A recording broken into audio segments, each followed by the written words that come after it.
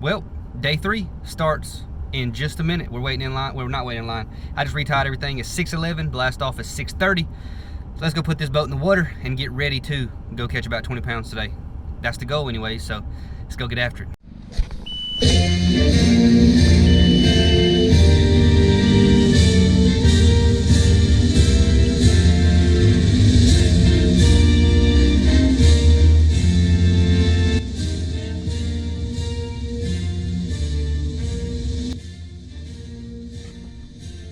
Boat number 11, Kyle Welcher and Gary Bassmaster.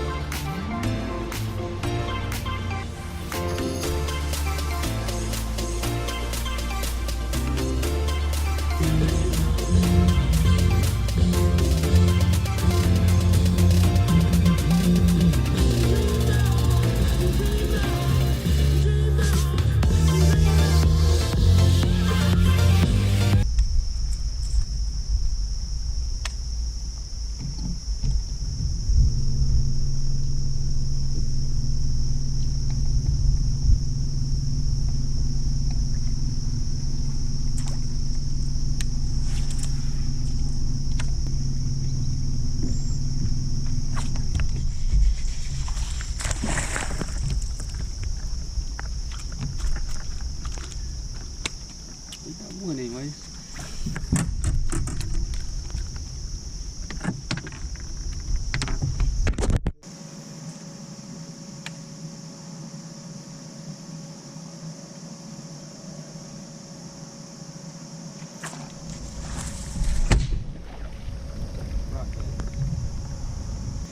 Got my daily rock bass. We got one fish. About to put the chesty on because we're kind of out of the tournament unless a miracle happens, so I need some chest cam luck.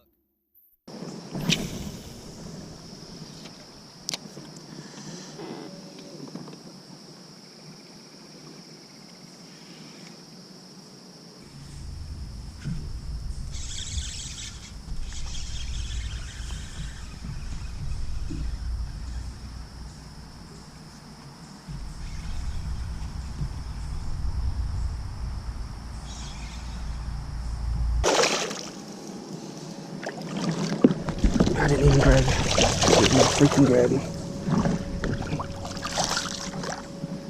I cannot get my hands on that one. Dang. Got a nice one. He choked it too.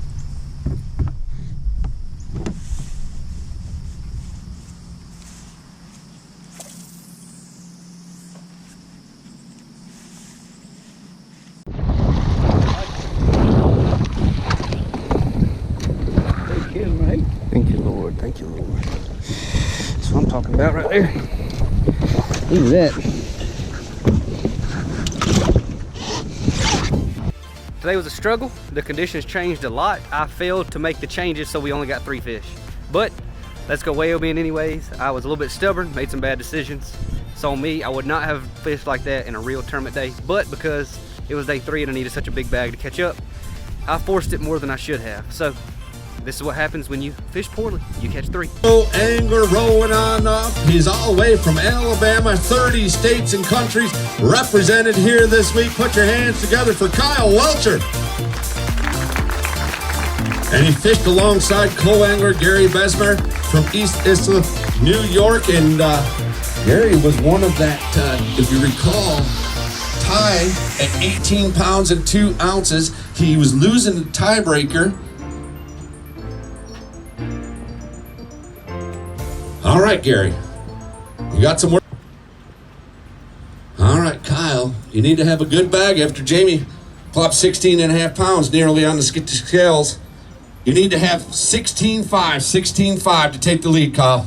It's not gonna happen today. You know, this time of year is extremely important the late summer, early fall time, you have to fish the conditions. I didn't do that today. I was stubborn and tried to force it. It just didn't work for me today. But this is an absolute phenomenal area, and I will be back for sure. 8 pounds, 6 ounces, 8.6, second place overall. Hold a couple up for me. Get really nice and tight to this podium so they can get some great photos for Bassmaster.com. You can log on to Bassmaster.com and check out all of Mr. James Overstreet's great work, as well as my good friend Andy Crawford. I guess he's probably out here shooting some stuff. Hey, Andy, thank you. Doing all the hard work out there on the water as well. Okay, were they both largemouths or mixed bag? I had one smallie today. I weighed in 2 smallies all week. Wow. So I fished for largemouth the whole time. I skipped a frog around under these docks with an algae bloom, and between 9 and 12, I couldn't catch them on a frog, so I would have to start flipping from 9 to 12 and pick the frog back up when the sun got high and catch a few more every day. So it was a real fun day. You know, I love throwing a big rod, heavy line, so all I did all week is frog and flip, and that's all I want to do every day. So. Were there any key, I mean, Oneida Lake is full of docks. Were there any key docks where you're looking? Was there certain water depth? Well, I just found the bigger largemouth were a lot shallower if you could find the algae bloom really washed up. Where I'm from in Alabama, we fish a lot of pollen mats in April and stuff, so that algae bloom would be washed up thick, and you throw a frog under them docks with algae bloom, and that's where all the 4-pounders were, but it's hard to find 2 or 3 of them in a day. Did you lose any key fish? I did, but that's going to happen in a week, so, you know, it's not a big deal. Good stuff, Kyle. Fine young man. Appreciate you fishing with us. 38 pounds, 13 ounces, 13. Good evening. Second place. So it is 5 o'clock in the morning right now. I'm getting ready to go to a BFL on Watts Bar. So you want to hit the subscribe button right now. If you want to check out my next videos, I'm going to a BFL. Going to be coming up in the next 2 or 3 days. So be subscribed for that. But I want to give you all a rundown of what I did in the tournament. Basically, in practice, the last day of practice, I found an algae bloom blooming pretty hard in one area of the lake, and it would wash up thick under those docks. So obviously I caught 2 big ones the first day under those docks, skipping a frog around in the algae bloom. It was like a thick film on top of the water. Those docks were in like 6 to 8 inches of water. Well, 6 inches to 2 foot, a lot of them were, and I caught that biggest fish I caught. I mean, it was probably a foot deep under there, man. It was super shallow. But anyways, day 2, obviously conditions changed, and the wind started blowing a different direction, and we were having 4-footers blowing straight down my docks. So literally 2-footers are crashing into these docks that I catch all my fish off of. So I did try to run and fish more protected docks and try to get a bite. I just never could get any bites doing that on the second day. So at like 10 o'clock probably, I just pulled the plug. I had 0 fish, pulled the plug, ran back in that creek, flipped with current, and ground out 13 pounds. Now, on day 3, I basically fished docks early because it was calm. Could not get anything going at all. Now, I started hearing the voices. I was like, man, you can't zero. You can't zero. So I ran back in that creek, fished all the best high percentage places, and I got out of there pretty quickly with 2 fish. So obviously that was, you know, I probably should have stayed in there the rest of the day and made sure I caught 5. It probably would have took all day. But basically whenever you're flipping, you want the sun to be out. And I got in there too early, really. So ideally, I probably should have fished docks for a little bit longer, then went in that creek when the sun was up, and I probably would have caught a limit. But I wasn't trying to just go in there and catch 12 or 13 pounds. I went in there, and I moved really quickly, and I just caught 2, 1 good one. Came out of there, went into another creek I hadn't been in since practice, and I had a 4-pounder in there, and I gambled. Took me like 2.5 hours to fish the other creek because it's a 30-minute idle to get in there, and that was a complete bust. Wasted on like a ton of time. Then I ran out. And then the waves are 4-footers on the main lake, so I never really got to figure anything out. So that's my fault. On day 3, I fished really forced. I tried to swing for the fences per se, and that's not a real thing. So basically, if you're ever on the fish to catch a big bag, you're rarely going to get 5 bites a day. You're usually going to get 10, 12, 15 bites a day, and then 5 of them are really big. So I was stubborn. I did not adapt. On the 3rd day especially, I didn't make the changes I should have made. I got blasted off that morning. I had a place where I was looking at, and I was like, I bet I can go to that point right there, and I can catch 2 right now. But I told myself, I said, they're not going to be 3-pounders. They're going to be 2-pounders, or 2 to 3-pounders, and I need 4-pounders. So I didn't even go there, and that is absolutely dumb. I obviously would not have done that if there was 200 boats, and I could have failed 100 places.